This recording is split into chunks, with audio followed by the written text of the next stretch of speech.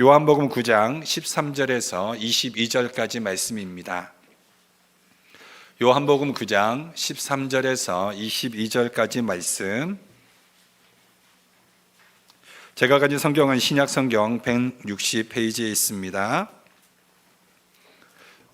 제가 이 말씀 봉독해 드리겠습니다. 그들이 전에 맹인이었던 사람을 데리고 바리새인들에게 갔더라.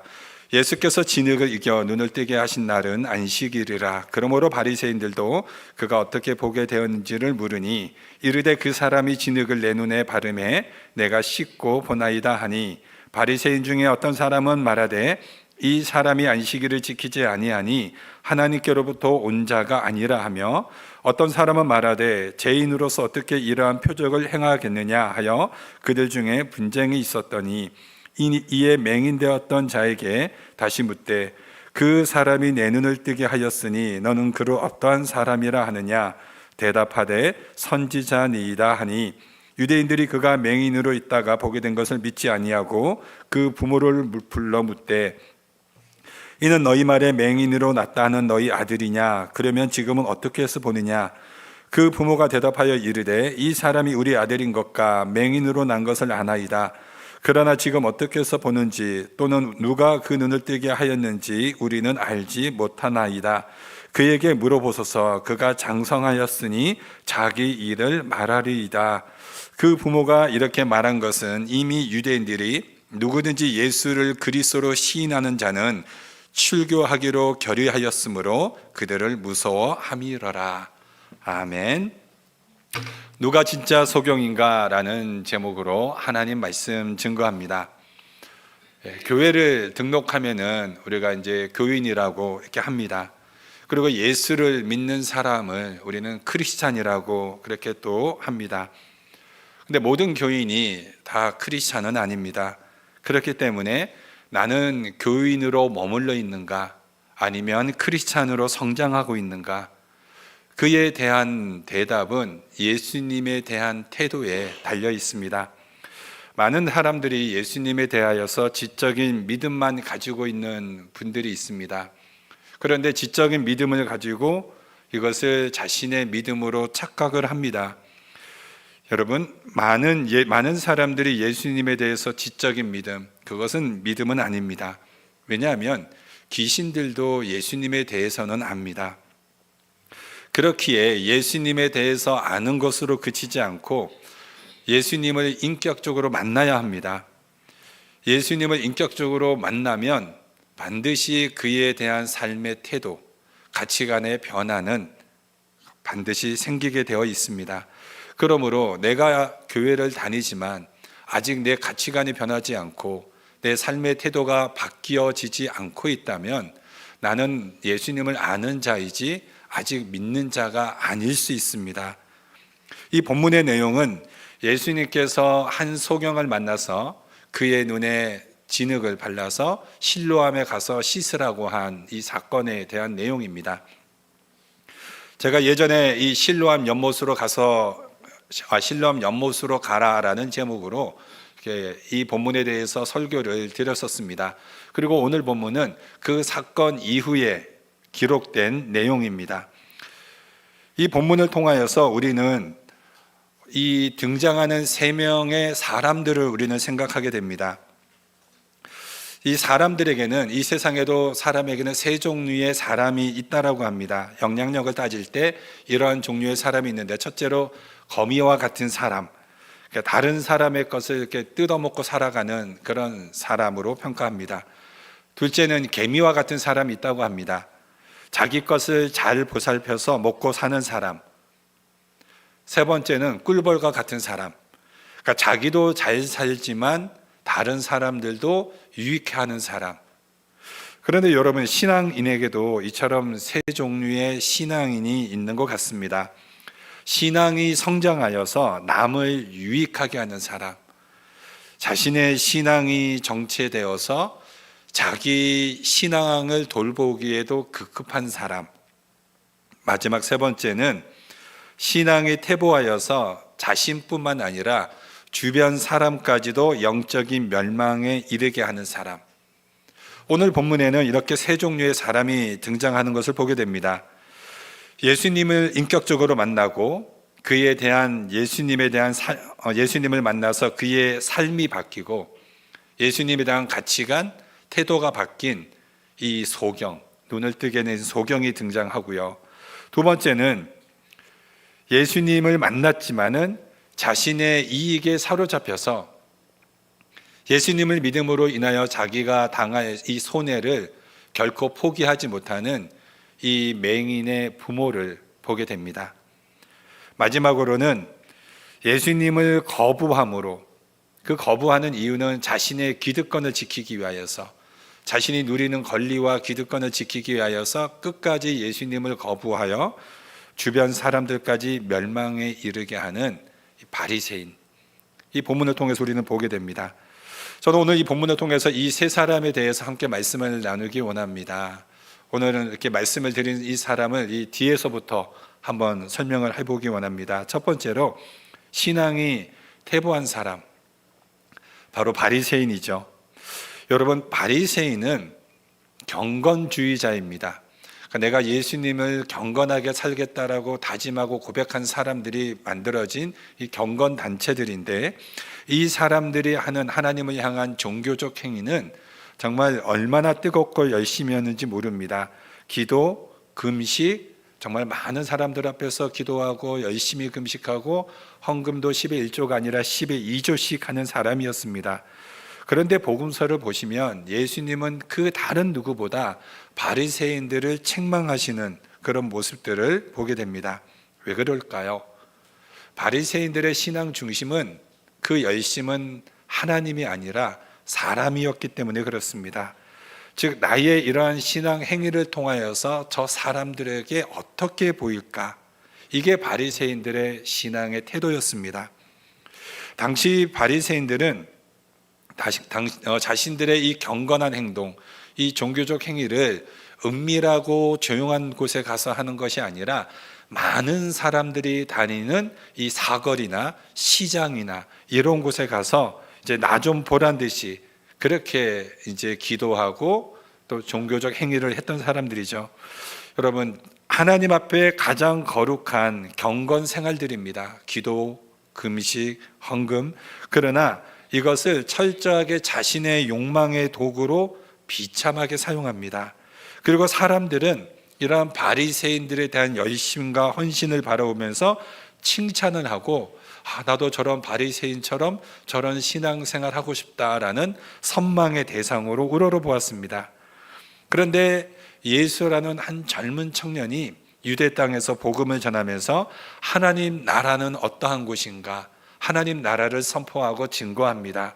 그리고 기적을 베푸셔서 병든 자를 고치고 눈먼 자를 뜨게 하고 죽은 자를 살리는 이러한 현상들을 보이게 되자 많은 사람들의 시선이 바리새인에서 예수님에게로 옮겨가기 시작합니다. 그리고 예수님에 대해서 말하기 시작하면서 과연 저 예수는 어떠한 사람인가? 그 예수에 대해서 궁금증을 가지기 시작합니다. 어떤 사람들은 예수님에 대해서 메시아라고 하고, 또 어떤 사람들은 예수님에 대해서 선지자라고 합니다. 많은 무리들이 이 젊은 청년인 예수를 쫓아가기 시작합니다. 그러자 바리새인들은 어떻게 하면 저 예수를 헐뜯을까에 모든 초점이 맞추어지기 시작합니다. 왜냐하면은 자신들을 칭송하던 그 사람들이 예수를 칭송하기 시작합니다. 자신을 따라다녔던 사람들이 예수를 따라다니기 시작합니다. 거기에 이 시기와 질투를 견디지 못하는 겁니다. 오늘 이 사건을 보면서 우리는 이 바리새인들의 속마음 중심이 어떠한지 쉽게 알 수 있습니다. 오늘 성경에 기록된 이 요한복음 9장에 기록된 소경은 태어나면서부터 앞을 보지 못하는 소경이었습니다. 여러분, 그러면 그 앞을 보지 못하는 맹인이나 그 부모는 얼마나 큰 고통이었습니까? 여러분, 장애를 가지고 태어난 이 자녀를 둔 부모의 소원이 뭔지 아십니까? 장애를 가지고 있는 이 부모의 소원은 그 자녀보다 하루 더 사는 겁니다. 그런데 바리새인들은 그런 부모의 마음이나 맹인이 눈에 뜨는 것에 대해서는 관심이 없었습니다. 가장 경건하다고 칭송받던 이 바리새인들의 중심에는 무엇이 없었는가 하면 생명에는 관심이 없었습니다. 오직 예수님에 대해서 대적하고자 하는 그런 마음뿐이었습니다. 이웃 사람들은 이 소경이 눈을 뜬 것에 대해서는 이해할 수가 없었습니다. 지금까지 한 번도 그러한 일이 일어난 적이 없었기 때문에 자신들의 생각으로는 어떻게 소경이, 그것도 태어날 때부터 소경이 눈을 뜰 수 있는가 이해할 수가 없어서 가장 경건하다고 신앙이 높다라고 하는 이 바리새인들에게 찾아옵니다. 그리고 맹인을 이 바리새인들에게 데리고 와서 어떻게 이렇게 눈을 뜨는 이러한 일이 있을 수 있습니까? 하고 물어봅니다. 그래서 바리새인들은 이 맹인에게 먼저 너는 어떻게 눈이 뜨여졌는가? 라고 묻습니다. 그러자 이 맹인이 이제 이야기를 하게 되죠. 나는 태어날 때부터 소경이었는데 어떤 한 사람이 이제 침을 뱉어가지고 진흙을 발라서 내 눈에 붙이고 실로암에 가서 씻으라고 하니 정말 씻었더니 눈이 띄어졌습니다. 그러자 이 바리새인들끼리 이제 논쟁이 생기기 시작했습니다.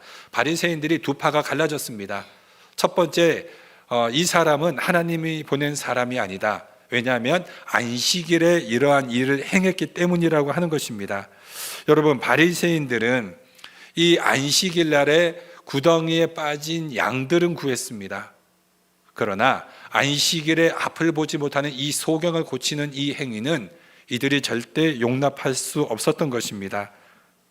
이들은 안식일이 진정 무엇을 의미하는지 그 안식일의 의미조차도 이해하지 못했습니다. 또 다른 바리새인 한 부류는 이 사람은 하나님이 보낸 사람이 맞는 것 같다. 왜냐하면 표적을 행하니까. 그러면 여러분, 이 두 바리새인들이 하는 이 논쟁에 어떤 게 답일까요? 둘 다 틀렸습니다. 한쪽은 안식일에 대한 의미도 몰랐고 또 한쪽은 표적을 행하면 다 그것이 옳은 것입니까? 모세가 10가지 표적을 행하였을 때 그 중에 애굽의 술사들도 몇 가지 표적을 행합니다. 마태복음 7장에 보면은 예수님에게 찾아와서 우리가 귀신도 내어쫓고 병자도 고치고 주의 이름으로 많은 권능을 행했습니다 라고 하는 사람들에게 예수님이 뭐라고 책망하십니까? 악하고 무익한 종이라고 쫓아내십니다.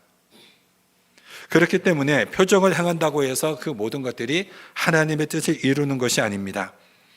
그리고 이처럼 바리새인들은 눈을 뜬 자를 통해서 예수님에 대한 그 죄를 찾지 못합니다. 빌미를 어떻게든 만들려고 하는데 빌미를 찾지 못하자 이제 이 소경의 부모를 부릅니다. 이 소경의 부모를 불러서 그가 정말 맹인으로 태어났는가, 혹시 맹인인 척 그렇게 거짓하지 않았는가 이렇게 묻습니다. 그리고 그가 진정한 맹인이었다면 그의 눈이 어떻게 띄어질 수 있었는가. 이 바리새인들이 이 내용을 몰라서 지금 이 부모에게 묻는 거 아닙니다. 이들은 이미 소문을 통하여서 많은 사람들이 바리새인들에게 찾아와서 지금 소경이 눈을 떴다라는 이 이야기를 다 해주었습니다. 그러니까 다 알고 있었습니다. 그럼에도 불구하고 이 부모에게 묻는 것은 이 부모가 어떤 말을 하게 되면 그 말을 꼬투리 잡아서 이제 이 예수님에 대해서 그것을 올무를 놓으려고 하는 이유였습니다. 즉 바리새인들은 자신들이 가지고 있는 이 기득권이 있었습니다. 그 기득권이 뭡니까? 이 종교적 힘이죠. 이 종교적 지도자라는 이 기득권을 가지고 항상 이스라엘 그 사람들 앞에 군림하고자 하였고, 그 다음에 인정과 칭송과 그 모든 사람들의 이 섬김의 그런 대상으로 그 자리를 놓치고 싶지 않았습니다. 그래서 끝까지 이들은 기득권을 지키려고 하였고, 결국 이 기득권을 지키려고 하는 이들의 신앙이 얼마나 안타까운 결과를 나타내는지 모릅니다. 왜냐하면 이 바리새인들은 이미 빛을 본 자들이었습니다. 바리새인들은 누구보다 구약 성경에 대해서 잘 알고 있었습니다. 그리고 그들은 메시아를 기다리고 있었던 인물들입니다. 이들은 이사야서 말씀을 누구보다 잘 알고 있습니다. 그리고 예수님도 해당에 들어가시면 의도적으로 이사야서를 펴셔서 이사야서 말씀을 읽고 설명해 주셨습니다. 그 이사야서에 보면은 하나님의 메시아 그리스도가 이 땅에 오게 되면은 보지 못하는 자들이 눈을 뜨게 되는 그 역사가 있을 거라고 이사야서에 기록되어 있습니다. 그런 사건들을 통하여서 예수님은 스스로 내가 바로 메시아이심을 바로 이 이사야 말씀을 통하여서 증거하셨습니다. 그렇기에 세월이 흐를수록 이 바리새인들의 신앙이 아름답게 성장해 갔다면 이들은 틀림없이 메시아이신 예수님을 알아볼 수 있었을 것입니다. 그러나 이들은 그 오랜 시간 동안에 이 경건주의자라는 이 바리새파를 통하여서 신앙이 성장한 것이 아니라 신앙의 기득권으로 인하여서 신앙이 퇴보하고 말았습니다. 오히려 그들은 이 신앙이라는 이름으로 탐욕을 부렸습니다. 그 결과 빛을 잃어버리고 오히려 영적인 눈이 감겨진 소경에 불과한 자가 되고 말았습니다. 무엇이 소경입니까? 예수님을 앞에 두고 예수님을 바라보고 있으면서도 그 예수가 메시아이심을 그리스도이심을 알아보지 못했다라는 것입니다. 소경이란 여러분, 내가 보면서도 보지 못하는 것이 소경 아닙니까? 그렇게 이 바리새인들이 진정한 영적인 소경인 자들이었습니다. 두 번째로 신앙이 정체되어 버린 자, 바로 맹인의 부모들이죠. 그러니까 예수를 믿음으로 인하여서 당할 이 손해, 피해는 조금도 보고 싶지 않은 자들, 그게 바로 이 맹인의 부모입니다. 한마디로 저는 맹인의 부모는 이처럼 이기적인 사람들이 있을 수 있을까 생각을 하게 됩니다. 여러분, 자신의 이득을 위하여서 진리를 포기한 자들입니다. 여러분 한번 생각을 해보세요. 자기의 자녀가 태어날 때부터 소경으로 태어났습니다. 그 부모의 소원이 뭐겠습니까? 이 자녀가 눈을 뜨는 거 아니겠습니까? 눈만 뜰 수 있다면 아마 부모는 무엇이라도 하지 않았을까요? 그러니까 이 부모의 평생 소원은 내 자녀가 눈을 뜨는 것이었을 겁니다. 그런데 드디어 이 자녀가 눈을 떴습니다. 눈을 뜨지 못하면 정상적인 생활을 할 수 없고, 생활을 할 수 없으니 국어를 할 수밖에 없습니다. 그런데 이 자녀가 눈을 뜨게 된 겁니다. 이제 이 부모는 더 이상 이 자녀를 평생 책임지지 않아도 됩니다.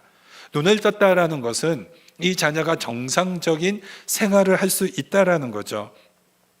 이 자녀가 눈을 뜨지 못했을 때, 소경으로 길가에서 구걸을 하고 있었을 때 그 부모는 어떤 마음이었을까요? 장애를 가지고 태어난 이 부모의 입장에서는 이렇게 생각하지 않았을까요?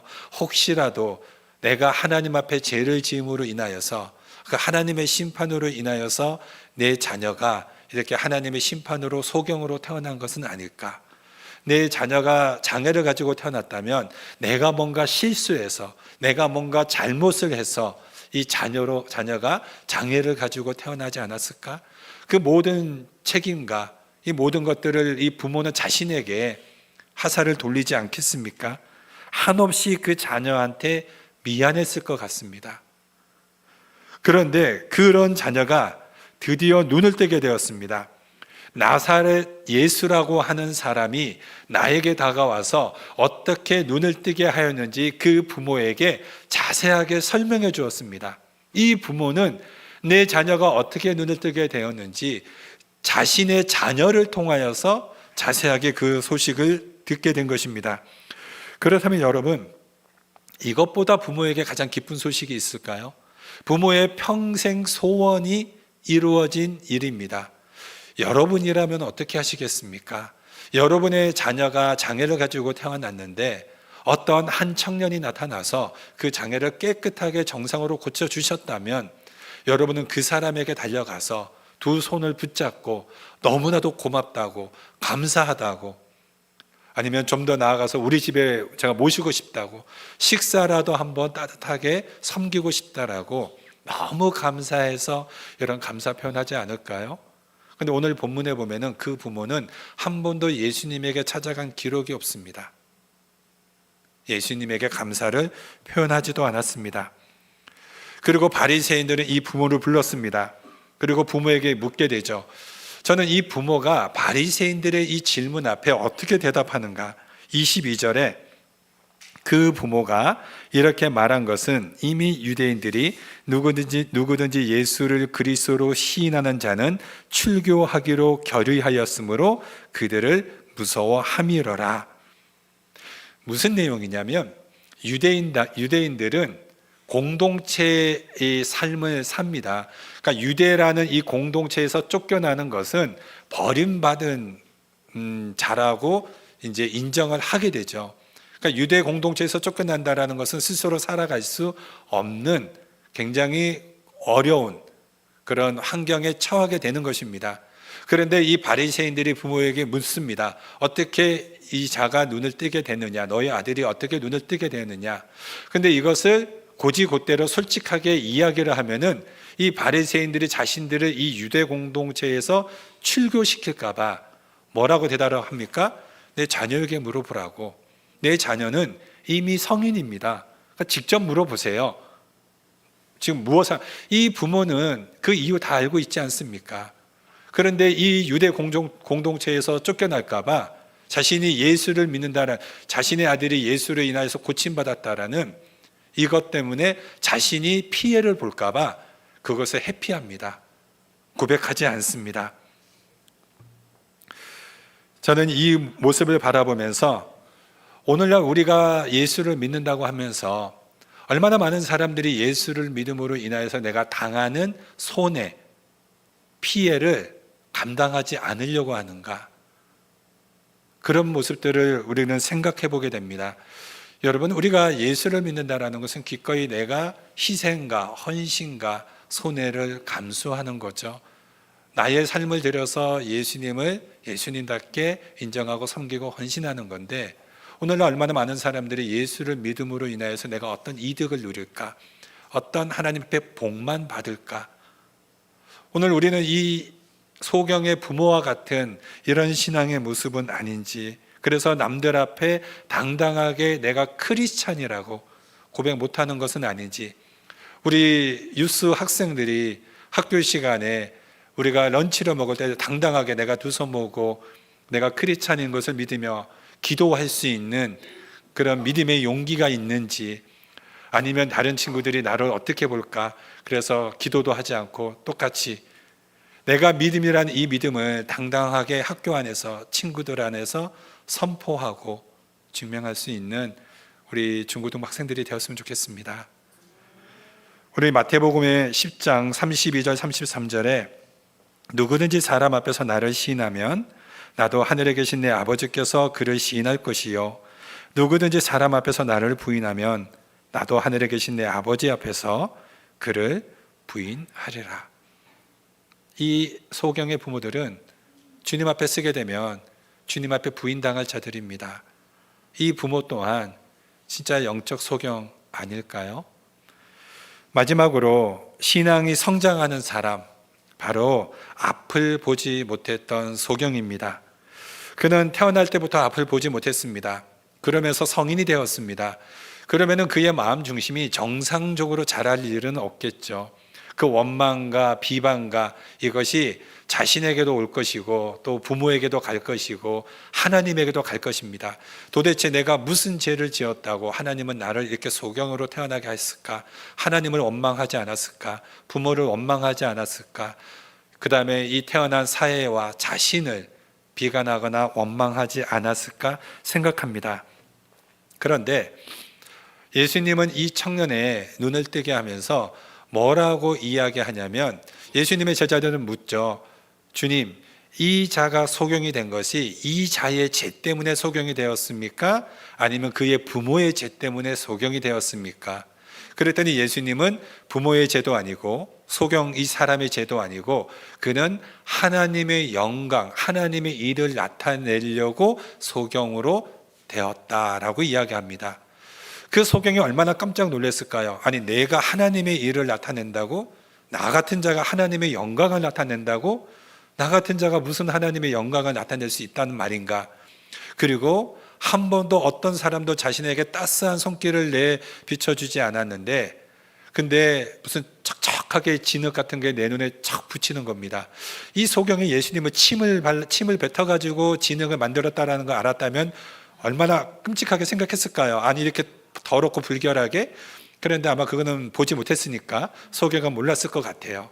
하여튼 예수님은 침을 많이 뱉었습니다. 그래서 진흙을 만들어서 그 소경의 눈에 발랐습니다. 그 눈을 바를 때 따스한 예수님의 손길을 느끼지 않았을까요? 그 감촉을 느끼지 않았을까요? 뭔가 자신에게 치료 행위를 해주는 것에 대해서 정말로 나의 눈이 띄어지는 것이 아닐까라는 믿음이 생기지 않았을까요?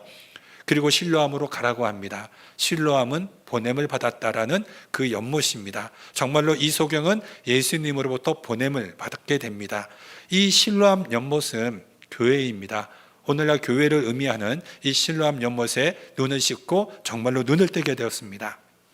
난생 처음 눈을 뜨고 세상을 보게 되었습니다. 그렇다면 여러분, 이 소경이 눈을 뜨게 되었다면 그 안에 가졌던 이 내면의 상처, 아픔들, 이것이 같이 회복이 된 것이 아니겠습니까? 그렇기 때문에 그가 눈을 뜨게 되었을 때는 하나님이 나를 통해서 하나님의 일을 나타낸다라는 그 예수님의 말씀이 그에게 큰 용기가 위로가 되었을 것입니다. 그리고 이 소경이 눈을 뜨게 된 다음에 이 소경은 육신의 눈만 뜬 것이 아니라 영적인 눈까지 뜨게 되었다는 것을 우리는 본문을 통해서 보게 됩니다. 여러분, 성경을 스크린에도 나올 텐데 11절에 보면 이 소경이 이 바리새인들 앞에서 예수님에 대해서 어떻게 소개하냐면 예수라 하는 그 사람이라고 소개합니다. 근데 17절에는 이 예수님에 대해서 선지자라고 소개합니다. 그리고 22절에는 부모들 앞에서 예수님에 대해서 그리스도라고 소개합니다. 33절에는 예수님에 대해서 하나님께로부터 온 자, 마지막 38절에는 예수님에 대해서 주님이라고 하고 예수님 앞에 무릎을 꿇습니다. 여러분, 그리스도에서 그치지 않고 어디까지 나아가냐면 주님으로까지 나아갑니다. 의미가 뭡니까? 예수님이 메시아, 하나님의 아들이십니다 해서 그치지 않고 예수님은 내 인생의 주인이십니다. 그 고백까지 나아가는 거죠. 여러분, 건강한 사람이 어떤 사람입니까? 건강한 사람은 지혜와 육체의 키가 같이 자라야 됩니다. 또 우리 학생들 같이 우리 중고등부 예배 한 달에 한 번씩 예배를 드리는데 한 달에 한 번씩 볼 때마다 갑자기 키가 훌쩍훌쩍 커져가고 우리 여학생들은 더 이렇게 이뻐져가는 모습들, 또 남학생들은 듬직해가는 모습들 이렇게 보게 돼요. 그렇죠? 어진아? 아주 듬직하게. 어진이 참 귀여워요. 근데 우리 학생들이 이렇게 바라보면서 이게 건강한 거죠. 나이에 따라서 키가 자라야 되고 키가 자라면서 뭐도 자라야 됩니까? 지혜도 자라야 됩니다. 이것을 건강하게 성장한다고 합니다. 근데 여러분, 우리가 정신은 멀쩡한데 우리가 신체를 움직이지 못하는 병을 뭐라고 그럽니까? 우리가 중풍병이라고 그럽니다. 그리고 몸은 건강한데 정신이 오락가락하는 병을 우리는 치매라고 하죠. 어르신들이 제일 걸리고 싶지 않아 하는 병이 뭡니까? 치매입니다. 그러니까 병 중에 가장 이기적인 병이라고 합니다. 치매가. 그러니까 왜 그렇습니까? 치매는 자신은 행복한데 가족들은 엄청 불행하기 때문에 그렇습니다. 그리고 가끔 정신이 돌아왔을 때는 자신으로 인하여 주변이 고통받는 모습을 보면서 더 큰 고통과 좌절을 겪는다고 합니다. 근데 여러분, 우리는 눈만 뜬 것에 대해서 그치지 않고 신앙이 성장해 가야 합니다. 교회에 나와서 우리가 신앙생활하면서 1년이 지나고 2년이 지나고 10년이 지나면 우리는 성경적인 지식도 성장하고 영적인 성장을 해야 됩니다. 우리가 영적으로 성장하지 않고 성경적인 지식만 가지고 있으면 뭐가 됩니까? 그럼 영적인 장애입니다. 그 영적인 장애라는 것은 바로 무엇입니까? 오늘 성경의 본문에 기록된 것처럼 바리새인들, 그 소경의 부모들 다 영적인 장애를 가진 세상의 육체의 눈은 떴지만 영적인 눈을 뜨지 못한 자들 아닙니까? 그럼 누가 진짜 소경입니까? 이들이 소경 아닙니까? 이들이 장애를 가진 자들 아닙니까? 본문은 육체적인 맹인과 영적인 맹인을 분명하게 대조하고 있습니다. 누가 육체적인 소경이고 누가 영적인 소경인가? 이것에 대해서 어거스틴은 어떻게 이 부분에 대해서 설명을 하냐면, 이 맹인은 흑암 속에 살아가는 인류를 대표한다. 앞을 보지 못했던 이 소경은 우리 인류라는 겁니다. 그런데 예수님이 찾아오셔서 우리의 눈을 뜨게 해주신 겁니다. 그러니까 예수님이 우리를 찾아와 주셔서 우리를 하나님의 자녀 삼아 주시고, 보지 못하는 눈을 뜨게 해주셔서 예수를 메시아로, 그리스도로 더 나아가서 나의 주님으로 고백할 수 있는 그 은혜를 베풀어 주신 거죠. 이게 구원받은 자 아닙니까? 그런데 이 땅에는 아직도 소경의 부모처럼 자신의 아들이 예수님을 만나서 이 영적인 고침을 받았음에도 불구하고, 예수 그리스도를 체험했음에도 불구하고, 내가 예수를 믿는다라는 이유 때문에 사회적으로 불이익을 당할까 예수님에 대한 신앙의 고백을 회피하려고 하는 자들이 얼마나 많습니까?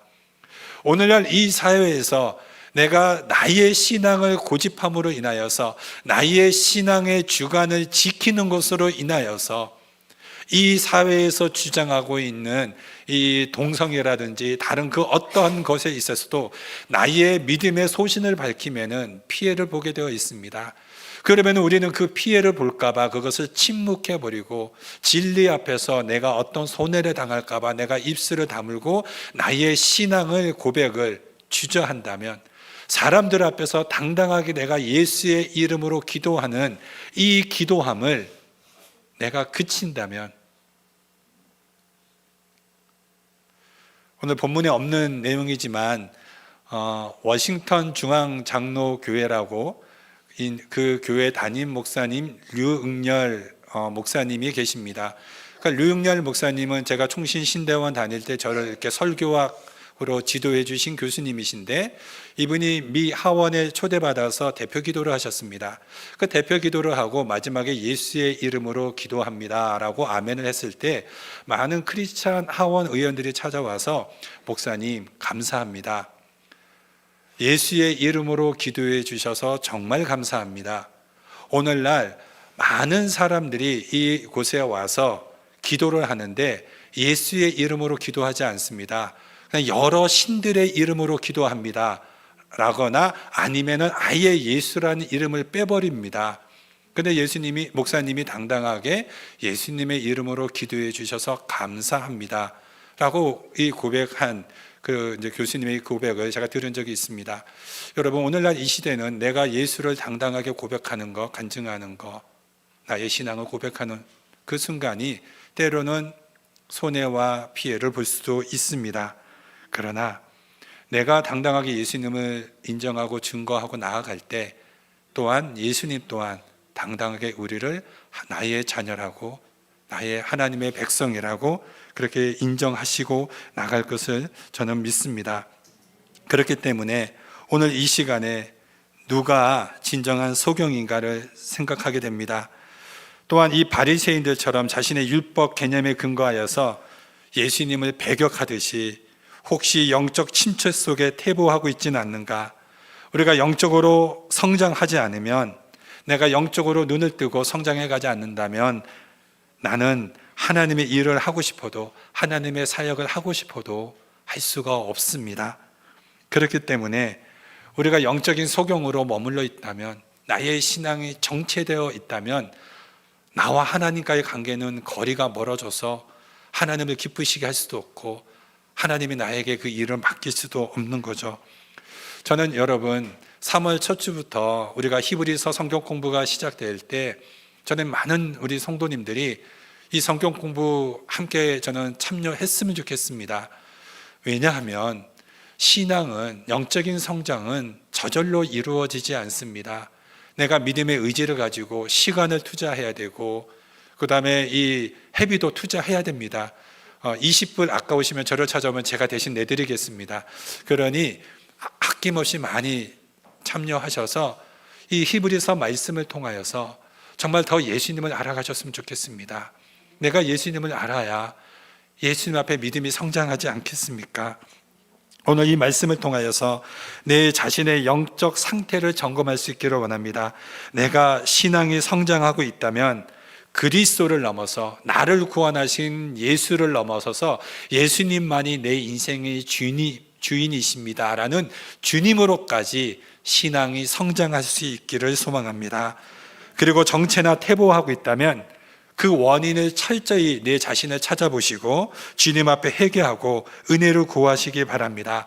영적인 눈을 뜨게 하여 주시옵소서. 간절히 부르짖어서 참 빛을 보는 거룩한 성도 되시기를 주님의 이름으로 축원드립니다. 기도하겠습니다.